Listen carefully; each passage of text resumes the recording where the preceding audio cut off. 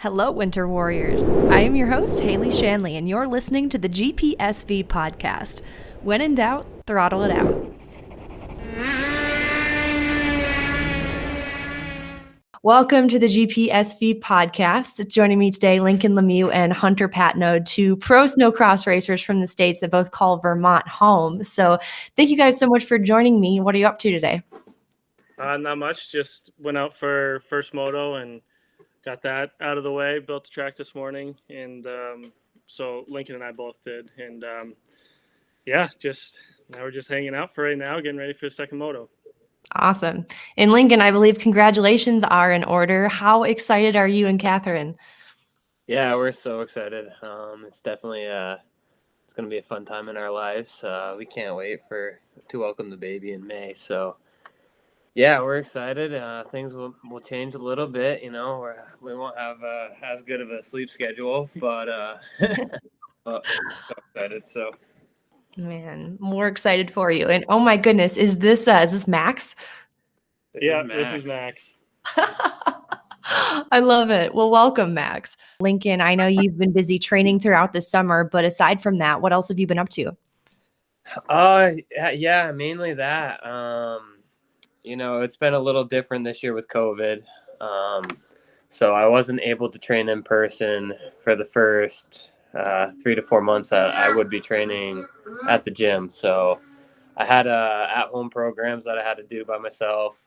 Hunter would come over sometimes to do it, but he had surgery and stuff like that. So we didn't get to train together too much in the beginning of the year. So I had to really just,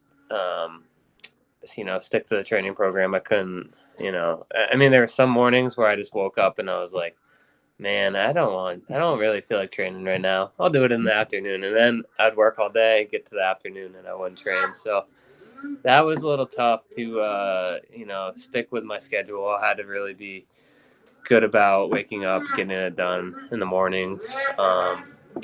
But yeah, I mean, other than training, I hung out. We live on a lake, so we had the pontoon, the jet skis out a lot this summer. Super nice, super dry in Vermont. So we had a lot of good lake time, and I coach football in the fall, so that's a lot of fun and takes up a lot of time. But again, with COVID, that was a lot different this year too. So. Now, was your football team, were you guys competing against other teams, or was it just like scrimmaging this year because of COVID? How did it go? Yeah, we were competing against other teams, but just in our region, in Northeast Vermont. So we also didn't play tackle football. We played kind of like touch football. It's called 7v7. So all you do is pass, no running the ball. So yeah, I mean, the kids had to wear masks the whole time, which was really weird and difficult for them because it's a high intensity sport. So, but they did a good job with it. So. Gotcha. Well, I'm glad you were able to get a football season in. Yeah. And Hunter, how is your throttle pusher? Are you back to full speed, or is Max going to have to saddle up this season? No, I should be all set. I don't think we'll need to get Max saddled up, but no, it really wasn't a very long recovery. I think it was like a month. And even while I was in the cast after getting the surgery, I was still using my hand other than my thumb because my cast obviously, like it immobilized my thumb. So, so I couldn't move my thumb, but I was still using my hand as if there was nothing wrong with it, which I don't know if that was necessarily the smartest thing for me to do. But no, I kind of just treated it like nothing had happened. And I knew that it was going to be kind of tough to let my hand get weak, so I just kind of tried to live everyday life with it. And no, but it feels good now, and we've been riding for a while, almost a month now, and probably longer. Yeah, actually just over a month. So it's feeling 100% right now, and no limitations. So. And I know, Hunter, you said earlier this spring when we last spoke, you were up in Minnesota for a little while, then you went home to Vermont, and now you've been riding for a month. When exactly did you guys get to Aurora? Was it about the same time you started riding a month ago? Yeah. Right we got here, I think, 2 days before we started riding, or the day before or something. We got here, and then we got our sled set up and like adjusted handlebars and stuff like that, and then recovered from the road trip. Yeah, recovered from the road trip. And, kind of just got right after it, right as we got here. Mm. And how's practice been going? It seems like Aurora up at Shearing, you guys have been the only practice track open, at least for a few weeks. So has it been busier than the average year? Or I know we're still waiting on some of the Europeans to come over. So I guess just how has practice been in terms of how many people are there and what that dynamic's like? Yeah, practice has been really good, actually. I mean, pretty much as soon as Steve opened, the track has had a consistent 20 to 30 people every weekend. So, it's not like years past where we open up and there's like 70 to 100 people trying to practice on this track. This year has been consistent. Different people every week show up. So it's been busy, but not overwhelming. So that's been good. Mm-hmm. Right on. And I've only been to the track that one time I came up to visit you guys last fall. I spend a lot of my days when I'm at the practice track shooting and helping out and stuff at ERX. And there's a lot of families there. Do you get a lot of the amateur riders up there too, or is it mostly pros? There's a lot of amateur riders too. Like especially from most of the people, the families that race the ISOC tour from out east, they all come here and they rent a house. And so, yeah, they're all staying pretty close, and they're riding here year round and for the whole snowcross season. So we got a lot of families here, and we just had a couple more show up a couple nights ago. And then, so yeah, there's obviously the pro teams are here too, like Henches and Juddies, and Elias is here. And but other than that, there is a lot of families still. So yeah, Cool. and on the weekends, the amateur riders are like done with school, so they all come and practice. So when the weekend comes around, there's about 15 to 20 transition sleds out there. So they're just having fun, and it's a good time. So. Right on. Well, in terms of your guys' own practice, you're riding the new 2021 Skidoos. Tell us, help me refresh my memory. What exactly is new with the 2021 models, and how has that been going for you, that adaptation to the new sled? The sleds are pretty, like the chassis and everything is pretty much the same as what it has been last year, I guess, because the tunnel was a little bit different from last year to the year prior. But no, it's pretty much been the same thing. We just kind of picked up where we left off from the year before, and just trying to keep improving the sled and keep getting a better shock package dialed in, and doing different programs and trying to just try to make the sled as fast as we can. Mm-hmm.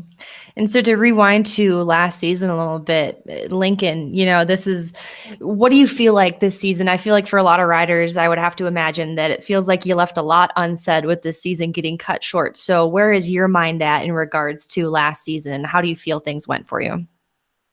Yeah, no, they went okay. I mean, it wasn't really the season that I expected to have or wanted to have. I expected to win a lot of races, and only winning one was pretty disappointing. So, especially compared to the year prior where I won 4. So, I got cut short.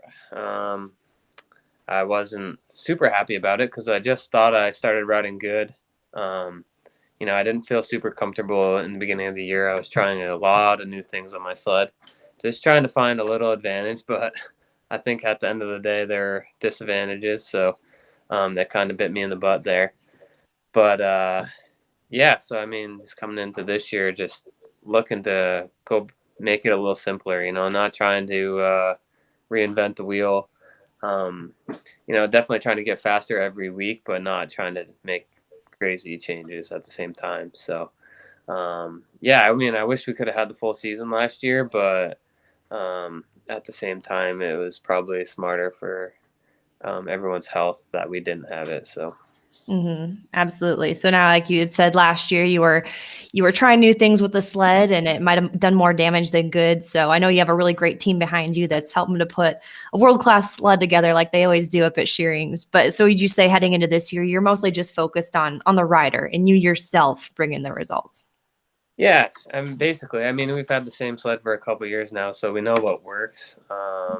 I mean, a lot of it's on the rider, but at the same time, the guys are, working as hard as they can in the shop. Elliot's been out there doing a lot of testing on whole shots and just trying to find that edge on the start. So, it's, you have to have a really good sled to win, a little better than other guys, but the rider can't be making mistakes and crashing and whatnot. So, yeah, so I guess a lot of it's on us.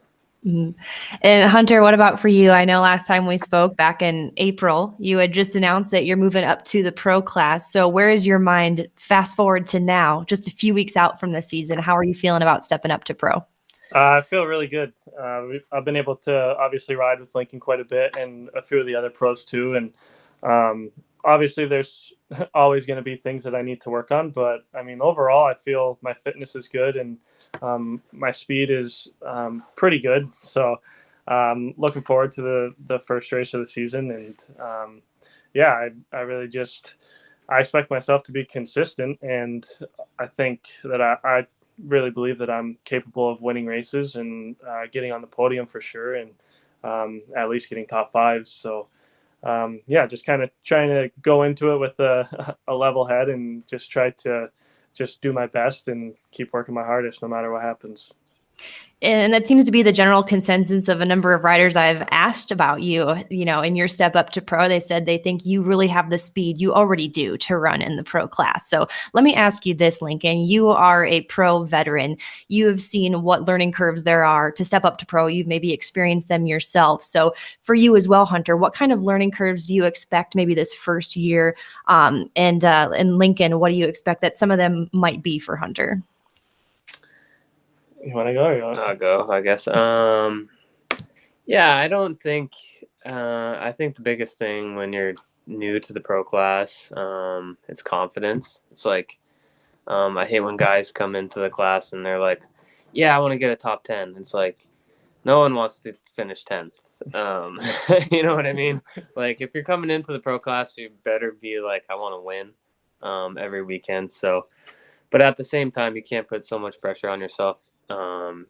You don't want to go out there and say, I want to win every race, because that's a little unrealistic. But just focus on the little things. Like when I came into the class, it was just, I didn't really tell myself like, oh, I'm going to win. But I was like, I'm going to get the whole shot every time. And, if you get whole shots, good things will happen. So focus on some little like little aspects of riding and stuff like that, rather than winning every race, For sure. And for me, I mean, obviously confidence is going to be a huge deal, and just not letting the lows get too low and the highs get too high. So that's one thing that I really want to focus on, because in the pro class, I mean, there's so many people that are so fast. You got Lincoln, Coppeline, Logan, Elias, Cody Cam, Norum. Like, I could go on and on. And they're all fast guys. They're all people that can win, and they're all proven winners also. So, just got to try to beat them and stay ahead of them. And like Lincoln said, if you get whole shots, then good things happen. So just going to try to focus on myself more than paying attention to other riders, and just try to keep getting better each day, and just kind of take it day by day, and just keep pushing hard. Mm-hmm. And since we're on the topic of talking about 2021, I want to revert a little bit back to just kind of your preseason prep. So of course you guys are so hands-on with the track, the facility. So what does an average practice day look like for you? And how is that going to be maybe different this year, midweek, when we have such an aggressive schedule? So first things first, tell me what an average practice day looks like for you two right now ahead of the season. Yeah, so we wake up at about 6:00. Usually alarm goes off at 6. We try to roll out of bed at like 6:30. Some days are a little bit easier than others, but no, we'll wake up at 6 and then make breakfast, stretch, get out to the shop at around 8:30, and then start. Steve's usually out there dozing the track at like 7:30, 8:00 ish, and then so as soon as he gets done dozing the track, then we'll go out and try to push it out again and get it all softened up, and then start building the track. And then usually we're done with the track around 10 or 10:30, and then just did the first moto at, I think it was like 10:30 or so. So yeah, and then usually take an hour off, do another moto, get lunch, do a third moto, and then if there's any, usually try to stick to 3 motos a day, and then if we have any testing that we need to do at the end of the day, then we can certainly do that too. So I know it's been busy up there. Do you ever get time on track by yourselves, or are you always out practicing when everyone else shows up? Usually you get out there early, yeah, you'll get 5 minutes by yourself, but usually, or when the track gets really rough, then you get all the time to yourself. yeah, usually when we're riding, it's everyone's done riding, and then we go out, and it's just the track's undoable. So well, how is it practicing with maybe just yourselves or just you two versus with everyone? Do you find it more beneficial to ride solo, or does it help push you when you're with competitors out on the practice track? yeah, it's a lot more fun to ride with other people. You know what I mean? When it's just Hunter and I, it's good training, but the track doesn't get super rough, so our heart rates don't get high, and it's tough to simulate the bumps that we see on the ISOC tracks. So when everyone's out here, in the beginning of the year, we're doing motos pretty much every day with Kyle, which is super fun. You never, I don't think I've ever really done motos with 3 pros. So to ride with him is fun. And then just to get all the, the other guys in between, you have to pass them and, stay focused the whole time. You can't, ever lose focus. So it's been a lot of fun. Who was tasked with pulling Kyle Pullian's sled out of the pond? All of us. Yeah, that was team effort. Yeah, that was team shearing effort right there. Team shearing out there with the rope. I tied it, and Lincoln pulled him out with the groomer. So, knee deep in the water. So, 30-degree water. Good. Well, with some of the riders with COVID-19, amidst COVID-19, for some of the riders, the trainings looked a little bit different. Gyms in Minnesota are closed, but that really hasn't been an issue for you guys, right? Because you have a gym right there at the track. Mm-hmm. Yeah, we have a gym. Actually, last year we tore down one of the walls between 2 of the rooms, so we kind of just made that an extra large room, and now we got a squat rack in there. We have different hooks hooked up to the wall so we can attach our bands, and then we have it's called an anchor, and it's like a cable machine. So we kind of got the whole deal in there and everything that we need, and a rower, Airdyne bike. So yeah, so we're definitely grateful to have the space that we do and not have to worry about having to go to a gym, or especially now I think Minnesota's pretty much closed down. So yeah. Can't really find one. So yeah, definitely grateful to have that here. So right on. Well, since this is the Grand Prix Ski-Doo de Valcourt podcast, I do want to shift gears and ask you some things about the event. So you two are both from out east, from Vermont. I know you'd been going to Valcourt for a number of years. I think we missed you last year, correct? You guys didn't go? Yeah, the last 2 years, I don't think. Last 2 years.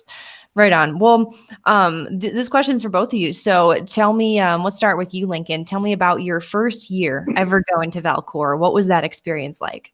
Man, I can't even remember when my first year at Valcourt was. That was a long time ago. But they used to not let the junior classes race at Valcourt. Yeah, so. When they had a national event there or something. But it was a long time ago. It was probably 12 years ago. I was probably 15 the first time I went around there. But it was always fun because you had there was always a lot of guys who raced in the other circuits, whether it was the WSA or ISOC or whatever the circuit was called then. You had the ECS guys, the SCMX guys, and then you had the other guys from CSRA. So you kind of got the best of every world there. And, if you did good there, it was, you were beating a lot of fast guys. So it was just a lot of fun. And then with the oval aspect there too, it was just an awesome experience. So, you don't get anything like that in the States. And the fans up there are just diehards. Usually 20, 30 below with 20-mile-per-hour winds up there, and they're just out there all day just cheering you on. And so, yeah, it was a good time. For sure. They absolutely love their racing. And it blew my mind last year. Like you said, it was so cold, so windy. And then we had the blizzard that we did, and they were all just ready to rally, ready to have some fun and watch some racing. So that's something I enjoy too, for sure. Yeah. Now, Hunter, what about you? Your first experience at Valcour? I don't really remember my first race there. I remember the first time I went there, and I wasn't old enough to be able to race, but my brother went there and he raced, and so I was watching him and kind of being a mechanic for him. And then, I mean, like Lincoln said, having the races on the inside of the oval track it's so cool to be able to go out and watch the oval races. And honestly, for me, like before we go out and we get ready to go across the ice, we're watching the oval races, and it kind of just gets your adrenaline up watching those races and kind of gets you ready to go for your own race. And it's obviously really cool to be able to race against all the other guys and all the other circuits. So you can kind of just better yourself also, because I mean, for me, the last time I went there, I was in the pro light class, and we had to run the pro class, so I was racing against Lincoln, Renheim, all those guys. So yeah, it's just super cool to be able to race against those guys, and it's always a fun event too. The only thing that's really a bummer is how cold it gets, but For sure. And I know, like, but maybe you just answered it for me, just some things you enjoy about the event, but just to be able to go up there, of course, it's the home of Skidoo also, to be able to race with kind of the best and the best. What is something that each of you look forward the most to about going to Valcour? Honestly, just being able to race against everybody else and seeing the oval races too. Those are always super fun, like I said. And it being a Skidoo race is also really cool because you get all the top Skidoo guys, all the top teams. We're all battling with each other, and it's always a fun race and close racing too. So yeah, I guess there's not really one thing for me. There's just a bunch of things that go into that are that make it a really cool event. Mm-hmm. Yeah, and then just, like Hunter said, like all the top Skidoo teams go there. And like when I was younger, I never really thought I'd be, a top Skidoo rider, one of the best Skidoo riders out there. So to be one of those guys and kind of experience the whole Skidoo factory and everything is super cool. And also, I mean, Hunter and I only live 2 hours, 3 hours away. So it's, we get a lot of family up there too. And everyone thinks we're French. But really, we don't know a lick of French. Know anything, so it kind of helps us out, Lemieux and Patenaude, everyone's like, yeah, those French guys are fast, but not as American as it gets. Yeah. Well, we're looking forward to doing this podcast all again, and just after this one in French. I hope you guys are ready. Yeah, probably not. Cool. Well, let's see. I'm going to pause here, just kind of regroup. Like I said, my mind all over the place here, transitioning back to snow. Okay. So your schedules, I know you take it year by year, of course. With COVID-19, it just throws a wrench in things, but tentatively, can we expect to see you guys in Valcour either in 2022 or at some point in the future, hopefully? The plan is for us to always go to Valcour, and I know just with Eagle River, having the Eagle River race, it's just a lot easier for our team and for transportation and stuff, because like I think the way that Valcour lays in the schedule, like how it has in the past, it's been like we go to Valcour and then we have a weekend off or something, and then we go to New York. So that was always super tough, having to go all the way to the east and then come back to the shop, and then they'd have to go back east again. And so that was pretty tough for the mechanics and for Steve. It's just tough for Steve because he has to stay in a hotel for 14 days and just all the money that it costs to do that. So yeah. So it's definitely cool to be able to go to Valcour because, like Lincoln said, it's really close to home. But it's sometimes a tough race for us to get to, just because when we have Eagle River, that's only 5 hours away or 6 hours away, however far it is, and compared to Valcour, which is 21 for the guys. It's definitely makes it a little bit tougher, but who knows? We might be there in 2022. So Probably. Yeah. Well, I hope so. Well, I wanna end cap this episode with a question for each of you. So, and Lincoln, I'll start with you because you just kind of brought it up. You said back in the day as a kid, you never thought you'd be one of the top ski-doo riders. So, if you were to say to yourself at however many years old, 8, 9, 10 years old, what would you say to young Lincoln? I was always confident, but I was never to the point where I'd be like, yeah, you're going to win. Like, you have a chance to win a national championship in the pro class. Like, it was my goal when I was younger was always just to go to the X Games, because you can just, be at home, watch on TV, like turn ESPN on, and you just watch the X Games, be like, wow, I want to do that. That's so cool. But, now having like a national pro championship, that would, I'd tell myself just to aim big, don't what's the word? Just don't be satisfied with, smaller goals, try to aim big and just shoot for the moon, because, one day it might happen. You never know. So. Mm-hmm. Yeah. And I think I would give the same advice. Just never stop trying, and keep giving it your all, and just trust what God has planned for you. And just you can't ever quit. That's for sure. Just no matter how hard things get, there's always light at the end of the tunnel, and there's always going to be a reward too. So,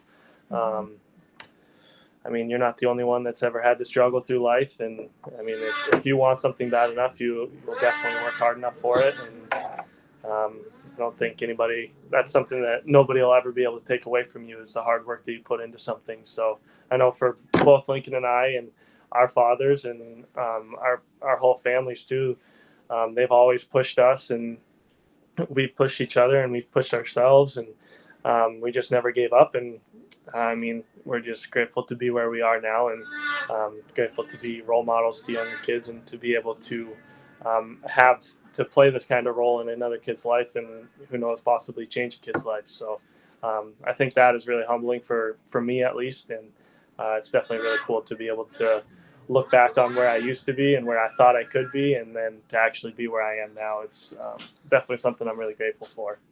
Man, very well said, both of you. Well, I hear sleds in the background, and I'm sure Steve's going to go cut the Wi-Fi if I don't let you guys get back to practice. So thank you so much for joining me today. I really appreciate your time. Yeah, thank you for having us. Yeah, It's always good to be able to talk to you and chat a little bit. So yeah. Oh, appreciate that. Well, I'll be seeing you guys soon with ISOC. I'll see you in a few weeks. And as far as seeing you at the Grand Prix, looking forward to 2020, fingers crossed. So you guys have a good day. We'll see you soon.